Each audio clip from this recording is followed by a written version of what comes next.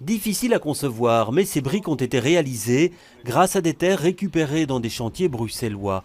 Elles sont constituées d'un mélange de terres argileuses, limoneuses et sableuses et de briques concassées, des matériaux considérés habituellement comme un déchet. À Bruxelles, par an, il y a des excavations à environ 2 millions de tonnes par an, considérées comme déchets, et ça part pour remplir des vieux carrières, parfois pour créer des montagnes, landfills en anglais.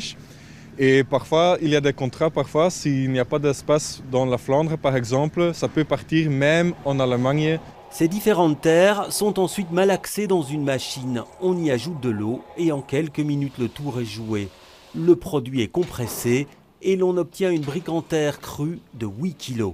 Après séchage, elle peut être utilisée sous certaines conditions dans la construction de bâtiments. On peut faire des murs porteurs, mais pas plus que 2 étages. Mais par exemple, aussi pour les murs intérieurs non porteuses, on a un problème. Mais mieux, les briques de terre comprimées, ils régulent le climat intérieur, ils régulent l'humidité du climat intérieur. Une fabrication écologique avec un bilan carbone neutre, mais qui reste toutefois un peu plus cher que la brique cuite traditionnelle. Les promoteurs du projet ont reçu un prix de l'économie circulaire à Bruxelles et en Flandre. C'est ça qui leur a permis de monter leur entreprise. Pour l'instant, ils veulent surtout faire connaître cette technique car ils en sont convaincus, son potentiel de développement est énorme.